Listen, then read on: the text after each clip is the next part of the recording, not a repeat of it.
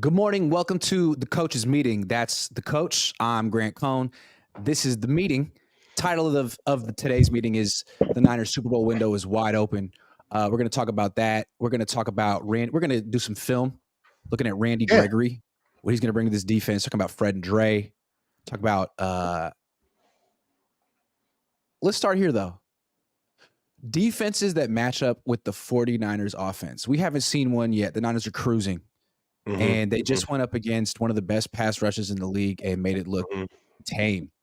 So now they got Cleveland, which is different than Dallas's defense. What about Cleveland? What does it take, you think, Coach?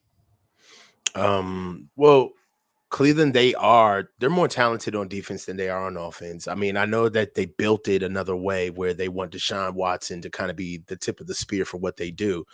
But the truth is that he's struggling.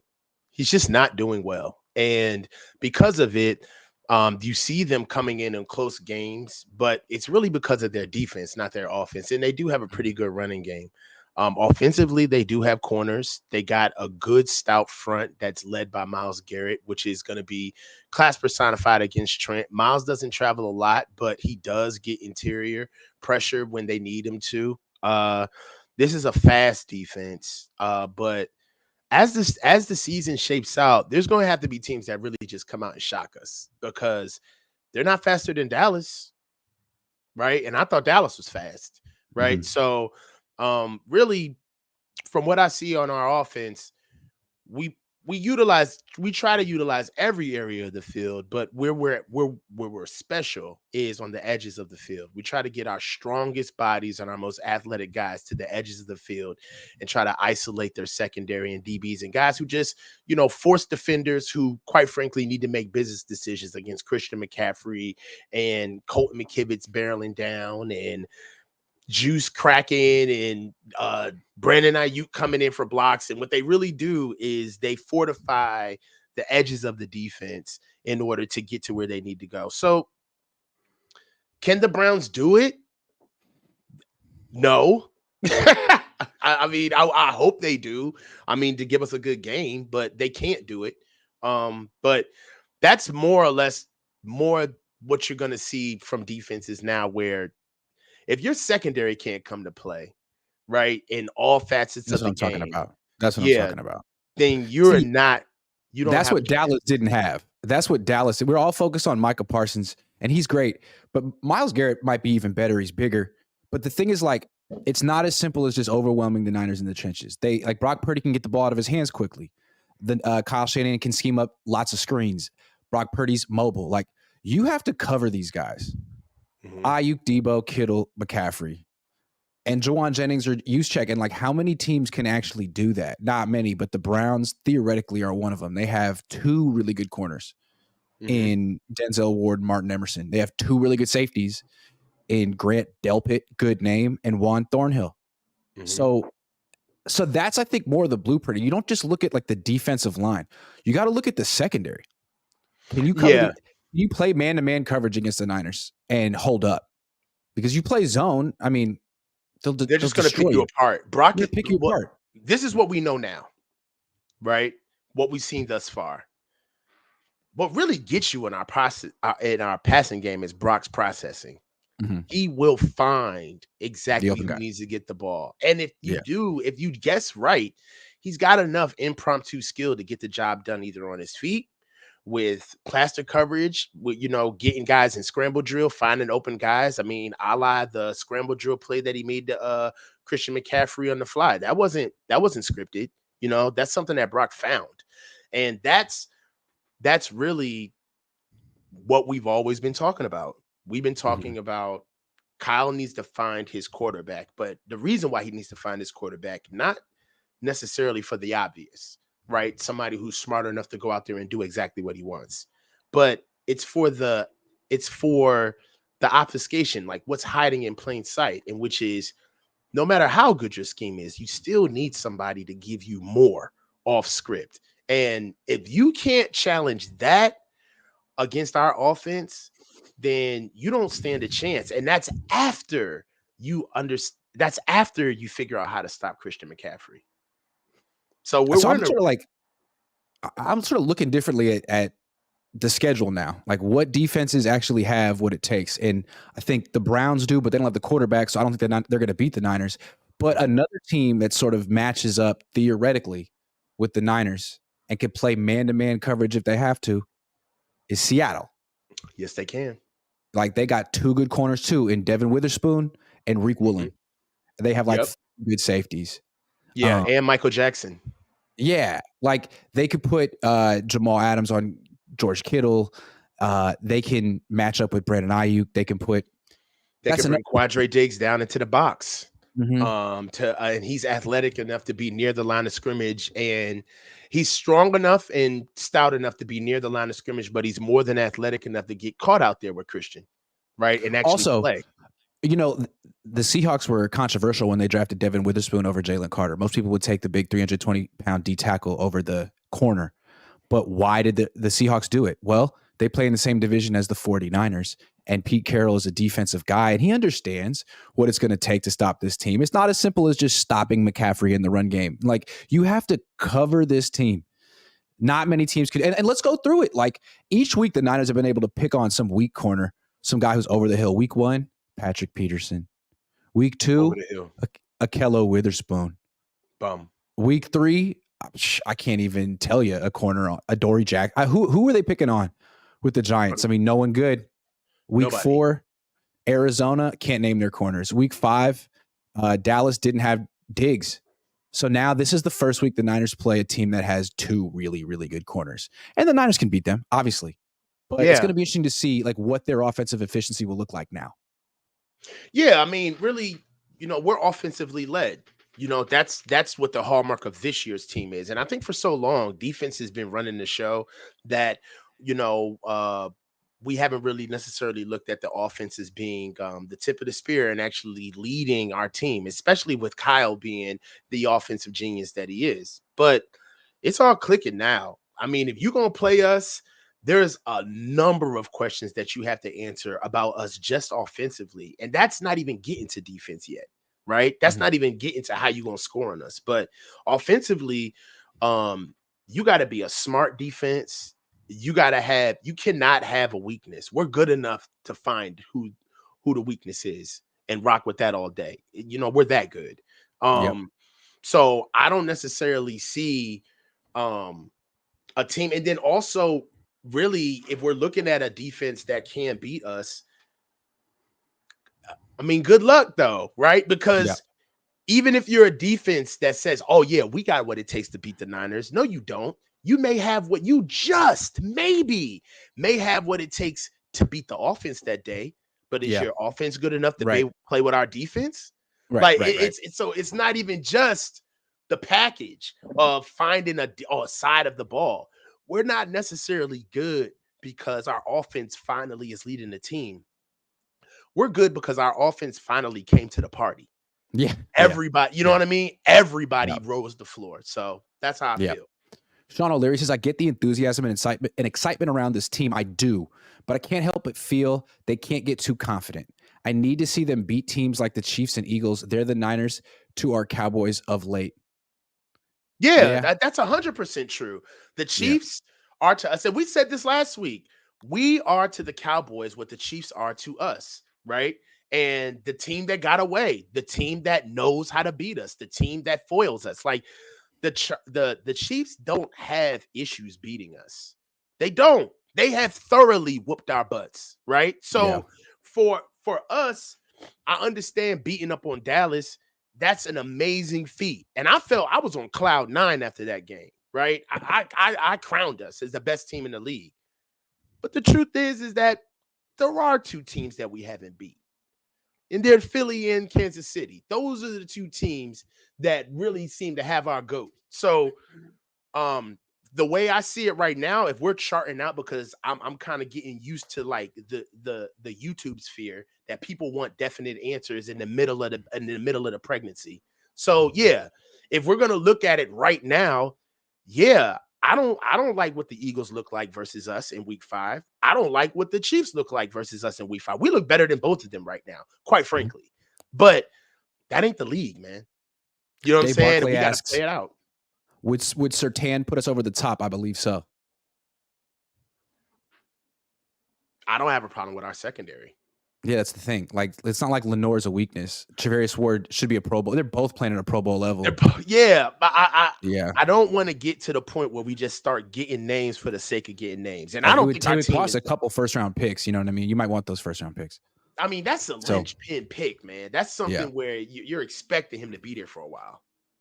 All right, let's talk about the title subject. So I work for sportsillustrated.com, and we do this like round table on Zoom once a week where we just go over ideas, and they were all sort of the people in there were all kind of like being envious about me covering the Niners. And it's like, I don't really think about it like that. Like, I guess people want to cover winning teams, and they're like, man, you got the team for a while, because as long as Brock Purdy is there making that $900K, like, he's so good and so cheap. Like, no other team can match that. And it's really a competitive advantage about like, why are the Niners so much better than the rest of the league? Well, they've drafted well. I mean, they've done a really good job, but it's like they have extra cap space. They have extra room to work because of, so I'm going to call this the Brock Purdy window. Right. We were talking about, like, is he talented enough to win a Super Bowl? Well, yeah.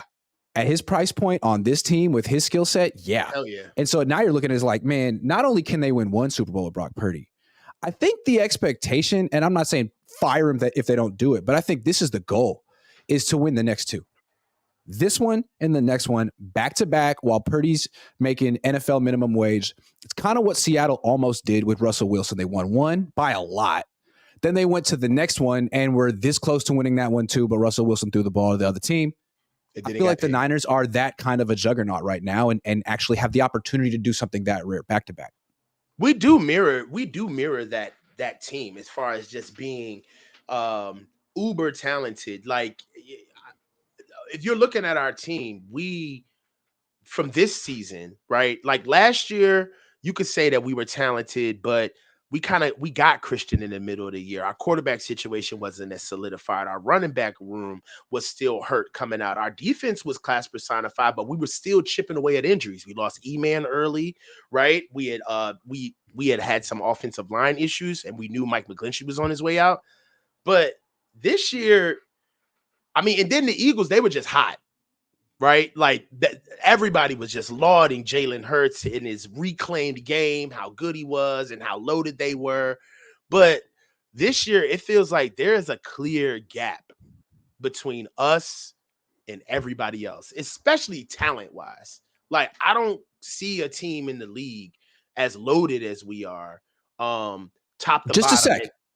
Just to really drive the point home, you have an MVP candidate quarterback making $900K. That's it. Yeah. There's not a lot of teams that could say that at all. Right. You know, I mean, you could say the cheat code is Christian, but it's Brock. You got an MVP candidate making $900K a year, right? At quarterback. So at quarterback, right. And then also you got to look at it like this. Brock is going to get paid for where Brock is as far as like the position that he plays in the league. The Players Associated is going to be looking for Brock to really take a chunk out of the Niners to make sure that floor gets raised. So Brock's going to get paid, and God forbid if he wins a Super Bowl, right? He's already got an NFC Championship game under his belt and 2 playoff wins. So when we get into it's almost kind of like with Nick, you know, Nick doesn't say much. He was very pragmatic about his contract negotiations, but we saw as soon as like it was time for them to start negotiating, Nick wasn't playing no games, and he wasn't budgeting for no hometown discount. We don't know how Brock is fiscally, right? He's young. We don't know how that's going to happen. We do know that with all of the talent, with all of the praise that Brock is getting this early in his career, you best believe he's going to break the bank. He's going to break the bank. So I will say that there is a huge gap between us and the rest of the league because of the talent that we have, the veteran leadership we have with the quarterback and the price tag. But it would be a shame that after all of the back and forth that we did, the sagas with Nick Mullins and CJ Beathard and Jimmy Garoppolo and the If Trey saga, right? And him getting out of here. And we finally got our guy all the way into Brock. and Brock is going on his contract year, and we have 0 championships to show for it.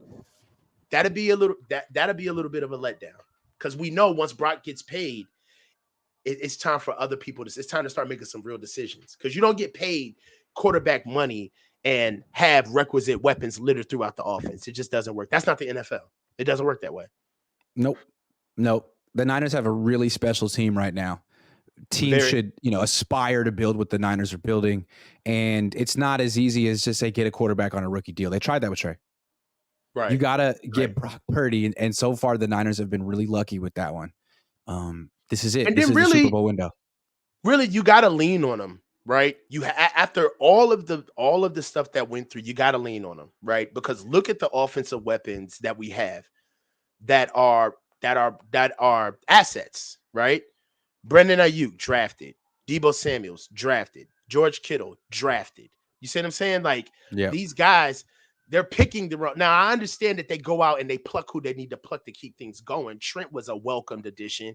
Christian was a welcomed addition, But if you look at how these assets are coming into our enclave, it's through drafting and development. So there is that side too, where they got a window for 2 years because of what we see now, but we didn't know that Brandon Ayuk was an asset. They saw it first. We didn't see it first. They did, right? So with them, I kind of always try to keep that with me. They're the ones who see it first. And if they know that they've got Brock coming down the pike with what they got to pay for, they're going to get prepared. I just don't see them not being prepared for this. All right, let's check out a little BetUS. Sponsors the channel. Sign up for the BetUS with the link in the description for a 125% sign-up bonus on your first deposit. Let's check out, this is interesting to me, like season awards after 5 games. Let's see Coach of the Year, where Kyle Shanahan stacks up in terms of odds. Hey, BetUS, work. Oops. Hey, we'll try them. What's going on? We'll try them again in a minute. Sorry about that. Damon Dickerson says, except injuries, what is the thing that prevents the Niners from winning a Super Bowl? Health. It said except injuries, but I mean, the Eagles. No, I don't think it's one team. Outside of injuries, what would derail us from winning Super Bowl?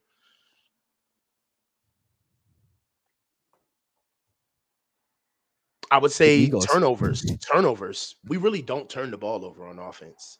I don't know how we necessarily play from behind. I haven't really seen us play from behind this year. So, every game I hope looks like last Sunday. We are going to have those dogfights coming up because you just anticipate them. But I would like to see how our defense plays in a close game, right? Because none of these, this is so unfair to have a team this good, because the regular season games are amazing to watch and they're euphoric, man. But we know that the playoffs is a completely different season. It's a completely different tempo. And those neck-to-neck games, like for some reason, things just tighten up. You know what I'm saying? So for the Niners, I would have to ask, are we peaking too early? I just wrote that article.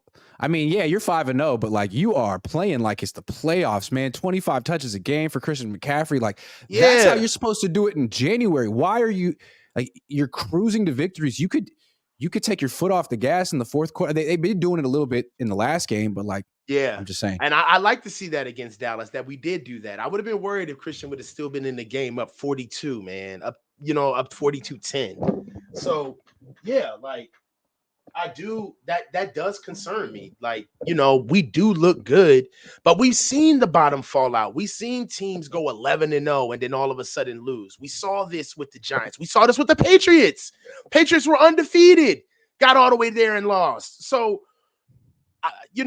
this isn't peaking isn't a scientific thing, right? I don't want to get caught in the weeds of making this a real thing, but it is a thing, right? It is something in the NFL. And you do have, because we're doing so well so early, you do have to ask yourself, are we going to have enough in the tank in January and in February? Like, are we going to Yep. have enough in the tank? So it is something you're asking. All right, let's get BetUS another chance. All right. It's back. Hold on, let me share my screen. Boom. Boom. All right. Coach of the year, according to BetUS, Kyle Shanahan is at plus 500. But he's not the favorite. The favorite is either Dan Campbell at plus 400 or Mike McDaniel at plus 400. Dan Campbell's an interesting one, too. You got Sean Payton at plus 200, plus 20,000. I don't think he's going to get it. Robert Saleh got a chance. Who else they like? What do you think? Kyle Shanahan plus 500, like those odds? Not at all. Why? Nah. I mean, I just think he'd be in a better position. But I don't like Kyle's odds. Kyle's odds should be a little better. He could get it. I think it's going to go down to him or Mike McDaniel. And it's usually like the newer coach that wins it, I would say. Yeah, All definitely. Right. All right, let's do offensive player of the year. Christian McCaffrey is no. He's for MVP. Christian McCaffrey plus 200, Tyreek Hill plus 275. So Christian McCaffrey's the favorite. Who do you like better, Christian McCaffrey or Tyreek Hill to win? It's going to come down to the Niners and Dolphins on so many of these. I mean, yeah. I mean, I like Tyreek Hill as a passing league. What Christian McCaffrey is doing, right now, he's the MVP in my eyes. I mean, I would say Brock Purdy should be up there for Offensive Player of the Year. I think there's also a sneaky award that nobody's mentioning for Brock either. Comeback Player of the Year. True. Here's Defensive Player of the Year. We got Nick Bosa at plus 1,800 and Fred Warner at plus 5,000. I guess they don't think Fred Warner's going to win this award. Niner fans seem to think he should. Micah Parsons plus 225. Let's check out MVP real quick. Boom. Last one. Where's Purdy? Plus 700, but Josh Allen and Jalen Hurts. Right there. Brock Purdy, Patrick Mahomes. That's a good one. He might get that one. Anyway, if you want to place that wager, go to BetUS. Click the link in the description. They'll give you 125% sign-up bonus on your first deposit. Thank you very much. All right. Should we do some Randy Gregory film? Is it time? Sure. Let's break into it. I think it's time to do some Randy Gregory film. Let's share the screen. Where you at, Randy? Boom. Okay, let's do it. So here he is on the right, number 5. Let's see how he does his thing. Boom.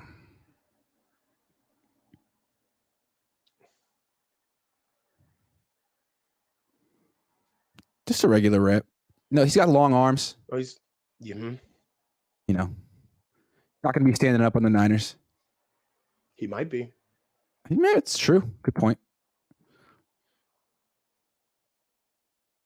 What do you know about Randy Gregory? Oh, here we go. Watch this.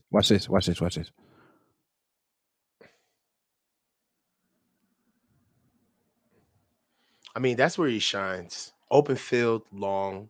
He used 2 moves to get around his defender. He actually got stopped on the first move, used active hand, swiped, side scissors, I think. But if you keep running it.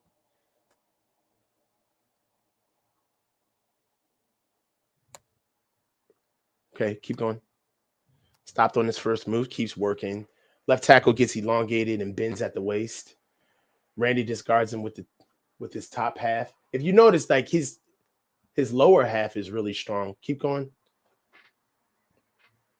Closing burst. Here he is over here. Nice hands. You don't see that stuff from Drake Jackson, like right there. It's pretty nice. Yeah, you know who uses that a lot? Eric Armstead. Yes. Whoop. Yeah, he does. What do you call that? The swipe? Yeah, I think it's side swizzers. Swizzers? I like that. Scissors. Sorry. That's a nice little burst. Man, this is a nice little... If this is the 4th pass rusher on the Niners, let's see what else they got. He's on the field for this one.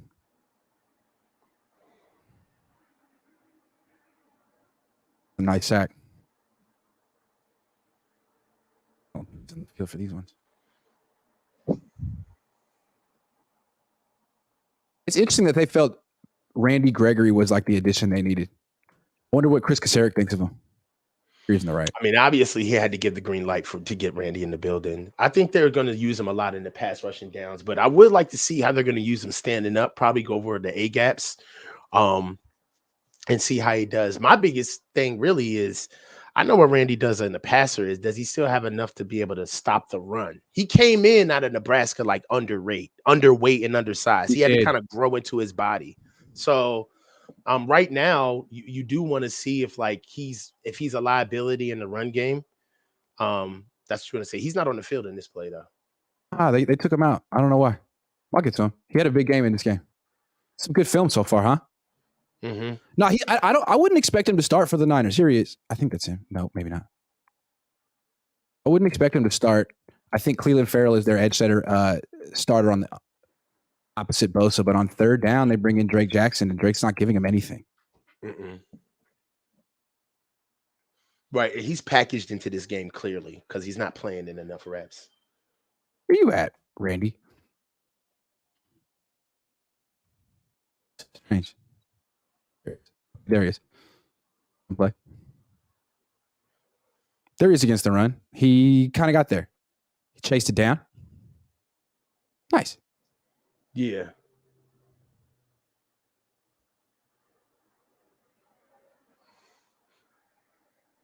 Triple teamed.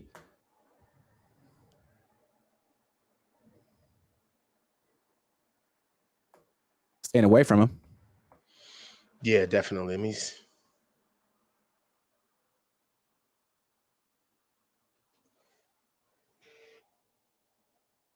Ooh, what do you see here? Bad rep. He got stuffed. He comes in.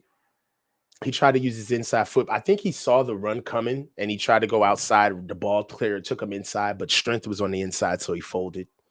Oof.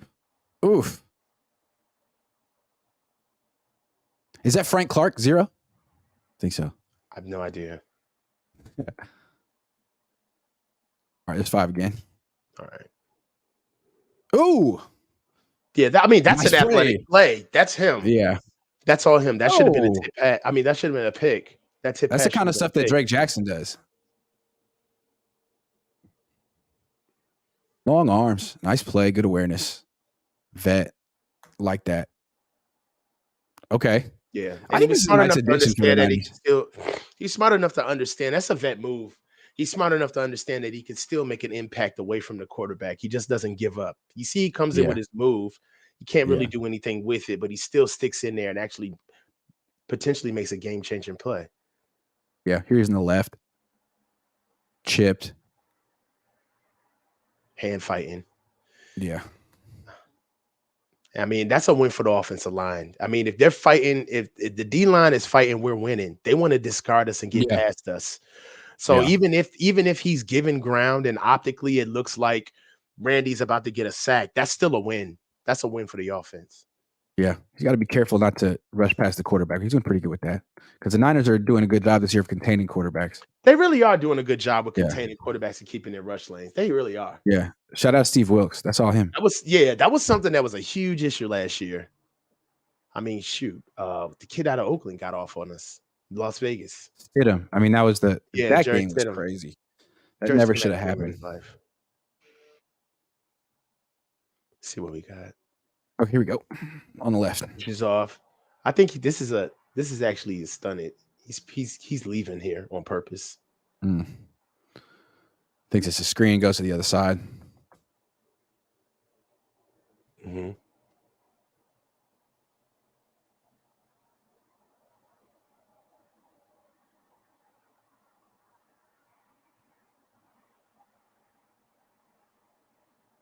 All right. It's to the. Ooh. That's at least bad, he gets in there. Yeah. Yeah. Yeah. At least he gets in there. Yes. I don't know if you really want him on the field on first down. Well, he's answering the question right now. Yeah, I don't know about that question right now. We don't know if we want him on the field for running downs. Here he is on the left. From the quarterback. Gets a little pressure and gets That's pushed what past he does, but but that's a loss though. It is a loss. You know what I'm he saying? Gets pushed past the quarterback.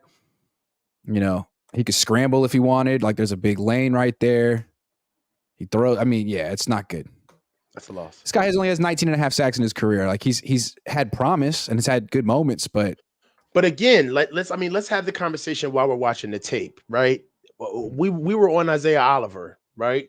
Thinking to ourselves like, man, this guy is he's going to struggle. But he has come through in a lot of big situations, and a lot of that is because of who he's playing with, right? Mhm. And sometimes you could look at a player and see him individually for what he brings from a skill standpoint. But once he starts playing around other players who can kind of pick up the slack, coach him through things, give him a visual of how things are supposed to look, and then also encourage him. It could be different, man. Guys play different when they feel as though that they're playing with other dogs. And the truth What do is you see? that go ahead. Go ahead. No, go ahead. Go ahead. No, go ahead. I lost my train of thought, but go ahead. Sorry. I mean, let's stick with this film, man. Let's see what we see from Randy Gregory on this play. This play's coming to him. Jet sweep coming to him. Pushes him out. Stays with the play. Makes a tackle. Yeah, he does make the tackle. He gives good effort. He gives good effort. That's okay effort. Okay, effort. Yeah. Here he is again, chasing down the run from the backside. I mean, is he better than Drake Jackson? I don't think he. That's a hell of a question to answer. That's the question. I don't know if he's better than Drake Jackson, but I will see. I can see why they were ready. Yeah, why they made the deal. You can see he's playing uninspired football. He's not Drake or Randy. No, Randy. He's not. Randy. You can tell he's not interested. Yeah. He's giving good moves. He's like he's getting his first move off. His get off is good, right? He's engaged, but he's not finishing. He's not. No, it's true. He's not giving a second effort. He's not, quite frankly, playing above his. Yeah, I can see why they made this move. He's not. You could tell he's not inspired. He doesn't want to be there. Yeah, no one wants to be in Denver. You could tell. Week 2. You could tell, like, this ain't happening. This is week 2. Yeah. Yeah.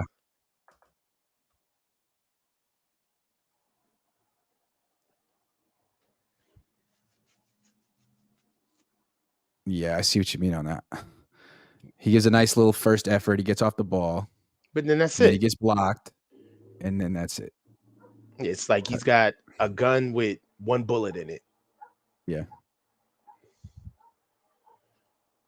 But again, that he's not playing horribly, right? There's a big difference in what we're saying right now. There's a difference between being bad and playing uninspired, right? You can't play like that on this defense. Yeah. Not with us flying around, right? You cannot. That's going to stick out like a sore thumb. Like even with our struggling guys, right? Or our younger guys, right? They're still doing that at 100%. That's the biggest problem that we had with Isaiah Oliver that we took umbrage with is that it's not the fact that he was like making mistakes, but he was like giving up on plays. Like he was like not finishing plays. Like, and for that, you can't stand that. You can't abide by that. So I do see why Randy's here. He still is talented. And for what I've talked about our team needing, I was very interested in getting him because I don't think we need to break the bank to get another guy. I think he actually fits perfectly for what we need, right? But what he gave us, what he just showed us in Denver, it's not going to be like that. That was his best game. And that was his best game. Yeah. Yeah. Joshua Wyatt says, when I hear everyone pumping up the Niners, I get nervous. Historically, Kyle's teams fall into the complacency trap. There are no Week 5 champions. That's true. Yeah, I mean, that's true. But this is Brock Purdy's team in a large degree, and I don't feel like he's getting complacent or McCaffrey. And that is a great point, Grant. Yeah. That's a great point. Another thing that Brock doesn't get any credit for because he's young, and it's probably not going to happen until it's like you just can't move. Like he is the guy. He's a leader. He really is a leader, and you can tell that the team follows their leader. And I do believe that what is different from the years in past is that a team getting complacent it used to always kind of be on Kyle, right? And we had a really good time dumping on him. But Mhm. Brock's got to own some of that responsibility too now. Like if the offense comes out and they're not ready to play, or Brock's not getting the ball out the way we've seen it get out for 5 weeks or the 12 weeks that he's played, a little bit of that is on Brock, right? It's not Mhm. all on Kyle, right? Mhm. So looking at us getting complacent, like us being complacent would have to do with, us not being on top of our P's and Q's. And that's one of the biggest reasons why we love Brock being here, is because in years past, the predecessors before were either too young and entitled, Mhm. or they were entitled and weren't really as good as they thought they were. You know what Mhm. I'm saying? So with Brock, that's going to be a little bit more of the cross that he's going to have to bear as a leader, because getting satisfied with the 5-0 start is going to be one of those things that he's going to have to like actively be like 1-0 every week, 1-0 every week. Like we Mhm. cannot care about this. Mike Monahan says, "What's new for Brock? He's climbing the pocket." That is true. He is. He is. That's a bit. Yeah, he's better, man. And also, remember, people talked about how Matt Ryan in year 2 of the system was so much better, and that was going to be Jimmy Garoppolo, but it never happened. Like it's happening with Brock. You could tell that he really, really, really knows the system in a way that few quarterbacks have really mastered it. Well, And the Brock one of the throws to the right. no, sorry. Like one thing that I also see with our offense now is that we're not like this gee whiz, you know, Steve Jobs, Apple, iPhone type offense where it's like, oh, it's so clever. Look how people get open. Like we attack people now. Like Yeah. there is a difference. We actually go out and seek out your weakest performer, your weakest phase of your defense, and we beat on that all game. And that's what's different about us now. We're the hammer, we're not the nail. Mike Monahan says, and Brock throws to the right just fine. He's doing great. Black Caesar says, hypothetically speaking, in order for the Niners to get to the Super Bowl, they have to beat the Eagles twice. Is that Mm, feasible? That's what the 94 Niners had to do. They had to beat Dallas twice, and they mhm. did. And that's the team that had won, what, 2 Super Bowls in a row? So, Yeah. yeah, I I mean, mean, it's got to be tough. I think they can do it. Carson Sappington, new member. Thank you, Carson. Daza, while we may not be able to upgrade our starting O-line, surely we can upgrade over more. Prior Feliciano injuries would be a huge concern. okay. They got Il I Manning back. They did get Il Manning back. That's big. I know that sounds like Yeah. a joke, but that's big. They got Il Manning back. Also, you are right with. I believe that Aaron Banks is he's a lot better than what people think he is. Mhm. I think that Aaron Banks is our best run blocker on our team. Trent is still Trent. Don't get it twisted. But as far as guards in the NFL are concerned, I think it's time for us to start realizing Aaron is climbing. He's climbing. He's actually putting together like not good series, but good games, right? Like I didn't watch all of his Dallas game, but he had a very good Dallas game. And then on top of it, right before it got cut short, he was having some of his best ball of the year before Mhm. before he hurt his bicep. So, um, I'll go ahead. I'm not saying nothing. Go ahead. Oh, okay. No, I do like what we've done with our offensive line, and I'm gonna keep saying this. We don't have bad pieces on the offensive line. We just have inexperienced pieces. There's a difference, right? So Spencer Burford isn't bad. He isn't weak. He isn't inept. He's just inexperienced. He's getting better with the experience. He just needs the reps. The same thing with Colton McKivitz. At first, yes, Colton McKivitz had a hard time actually breaking through onto this team. But now that I've seen him play for 5 games, he's not bad. Not even close, but he does need experience. So that question about our offensive line, I feel like that's going to fade by the end of the year, especially if we don't get hurt. They're getting better as the games keep coming. Yep, absolutely. I'm poor, says Huff and Gibson. Playing so good, Jair MIA. Yeah, I mean, he had a hot start. OTAs, he looked really good. A lot of players, especially when players laud you, right? That's when you know you got one, when players are starting to say that he's a guy, right? But this is the league, right? And there's got to be a reason why it seems as though that as far as like the speed or the frequency of his trajectory has seemed to slow down a little bit. Maybe it may be a physicality thing. He may be a little too he may need his man body to be able to play the way he wants It's to a play. serious NFL team, man. I mean, how many Yeah, rookies are just going to step right into this defense? Like, good luck. not a lot of guys. And then to be honest, Hufanga couldn't do it. he was Lenore a couldn't second really round do guy. it. You know what I mean? Mm-mm. Yeah. Yeah, they all had to wait. Aaron Banks couldn't do it. Nah. Even Spencer Burford, by hook or crook, we had to put him on the field because of where we were on the offensive line. But he, in some ways, couldn't do it. He had to get rotated in and out. This is a very good team. So I'm glad you brought that up. We want to grant Jair Brown a lot of grace because he's not necessarily playing on the team that just has to have him on the field, and that may be to the benefit of his development, right?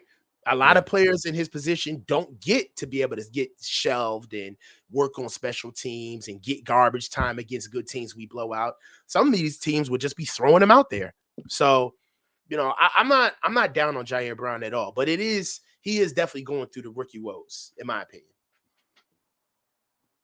No question. Last topic of the day. This has been like a big topic among Niners content creators, comparing Fred Warner and Dre Greenlaw to Patrick Willis and Navarro Bowman. Right. How would you sort of like contextualize each linebacker? Like, okay. Yeah. Well, the league was completely different with both of them being in the NFL, right? When Navarro and Pat were in the league, it was a run first league, right? And it was between the tackles all day. And with Dre and Fred, it's more of a passing league where they don't necessarily see a lot of real running backs or real running teams, right? And you love what Fred and Dre bring, but pound for pound, they're not Patrick Willis and Navarro Bowman. Yeah. Those guys were 6 feet, 6'1", 240. 4.3 speed, run all day. And these Patrick Willis and Navarro Bowman, they weren't special because of their size. They were big. There were other linebackers as big as them. They were special because of how they could run, how they could fly around the field. Now, Fred is of that ilk. I like Fred. I don't have anything disparaging to say about Fred or his skill set. But it is true that you do see how Fred and Dre play off one another. Dre seems to be a little bit more physical than Fred is. And Fred, what's emblematic of that to everybody who wants to argue that, oh, coach, you tripping. Fred's as physical as he's ever been this year. Well, you would have had to notice it for him not to be physical, for him to notice, for you to say that this is his most physical that he's ever been for the year. Also, with Pat P, I mean, Pat P was class personified as far as just athleticism, being able to run, being able to come down in and tackle and see any running back. There's been some backs that we've seen this year that there's some gang tackling and some business decisions that need to be made to tackle these boys. And there's nothing wrong with that. That's what today's league brings. But as far as transcendent players, as far as guys that you could just stick in and play, I really do believe that Pat P and Navarro Bowman, they're class personified. I feel like you could stick them in a bottle and put them in any era of the league and they would just work. I don't know if you could put Fred back with our 2012 team and he could really hold down that Mike spot. I don't know that. You know what I'm saying? I know that I just feel as though that for what they bring, they've done amazing jobs. And yes, if you're asking, I do believe that Fred Warner is the best linebacker in football. I do believe that Dre Greenlaw is right there with him. But if you were talking about like our people, right? Our like the love of our boys, I don't have them over Pat P and Navarro Bowman, that tandem. I just don't. I think even Dre being a physical, like battering ram, I mean, just he sets the tone, in my opinion, of this defense, honestly. Even with Dre ain't Navarro. I'm sorry. Navarro Bowman was a whole man. Like Dre is too, but just size-wise, they're not the same. No, Navarro Bowman was like a perennial All-Pro. So was Willis. Dre Greenlaw isn't on that level. May never be on that level because Bowman and Willis reached that level way younger than Dre Greenlaw. Dre Greenlaw's 26. Very good player. A lot of penalties. I mean, he's not He's not either one of those. And then Warner is the one who gets the accolades. But Warner is like a totally different player than those two guys. Like he's almost more like a DB. He was a nickel in college, and the way his value comes in zone coverage in like the middle of the field. It's like he's so tall you can't throw over him, you can't throw around him. Just a great skill, but it's almost like he's a safety. It's almost like he's a big safety. Yeah, I mean, and that's what he played before he got to college. I mean, before he got to the NFL. But that's what the league is today, right? You can't fault somebody for playing in the league that they're playing in. I'll say it again because I know there's somebody hanging off my zipper right now. Fred Warner is the best linebacker in football. He is, but because the game has changed. The game has changed, and there's nothing wrong with that. But yeah, it's a passing league, and he's a passing player.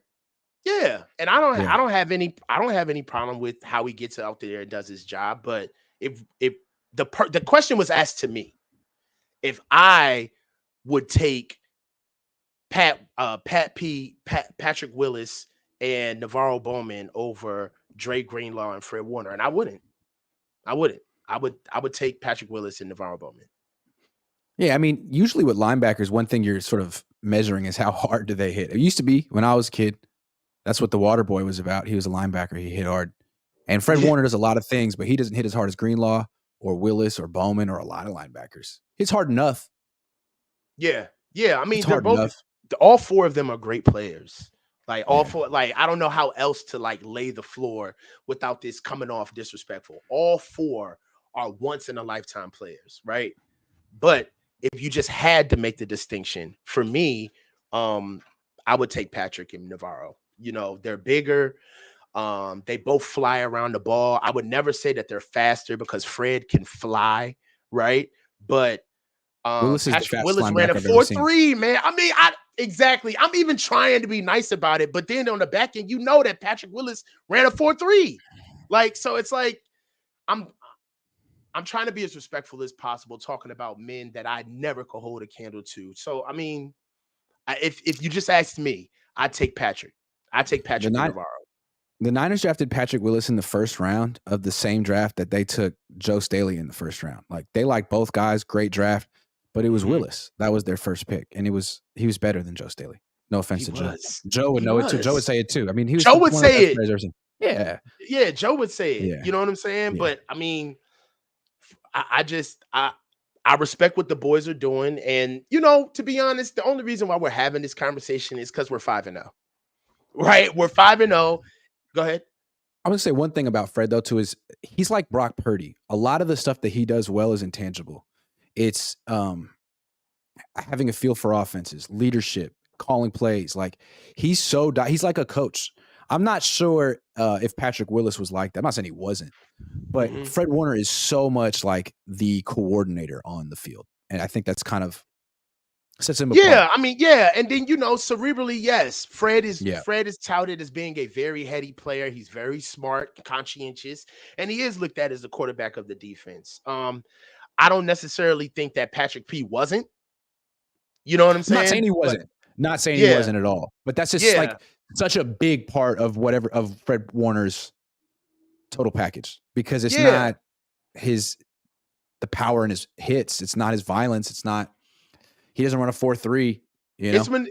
It's how he plays with angles. It's how he knows how to run with. He can run with detached receivers and tight ends. Fred can get from sideline to sideline. He puts everybody in the right position.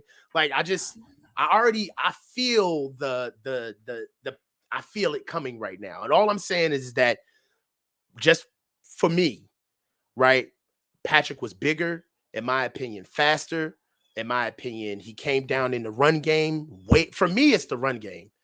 Patrick Willis just was class personified in the run game. There was just nobody that was ever going to be able to win that matchup. And I've just seen in situations where, you know, today's NFL is the league of gang tackling. Like, that's just what it is. You know, they're going to get a piece. I'm going to take a piece.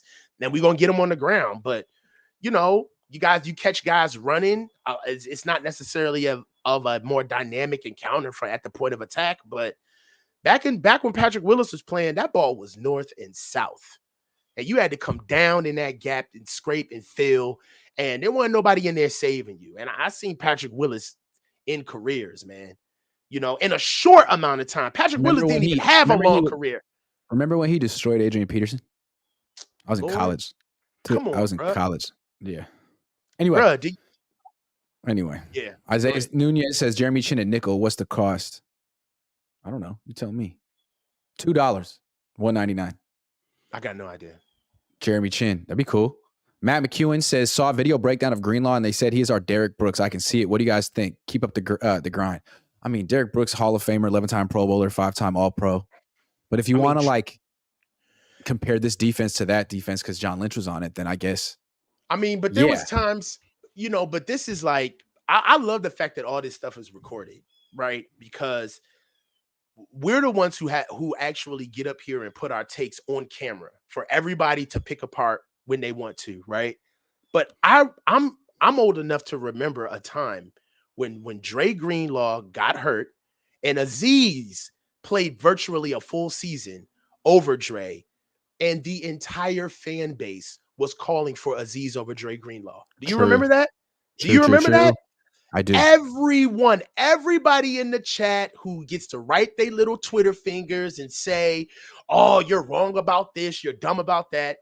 All it took was for Dre not to play for 1 year. And everybody in the fan base was saying, well, we got to keep Azeez. Azeez is the linebacker that we have to keep. That's the duo. It's got to be Fred and Azeez. So it's really just about what's in front of your face and what you feel about, and then who's brave enough to put their own opinion out there and who's cowardly enough to just chop it down. That's all it really is, because Patrick Peterson and Fred Warner, there really is no one or two. It's 1A and 1B, right? They both played in two different eras of the game, right? And the same thing with Navarro Bowman and Dre Greenlaw. But you do have to look at how the game has changed. The way our team was built in 2012 versus 2023, the league is night and day. It's night and day. Over half the plays you saw in 2012 wouldn't even stand in today's game. And half the stuff you see in today's game, you'd be like, dude, these guys would have got ran off the field in the first half without running the ball. Like, this team doesn't even run the ball. You wouldn't survive against a team like us back in 2012, right? So you do start to look at things when we're getting built, where we're getting 5-0. Is this team, what do you think this offense would do against our 2012 defense?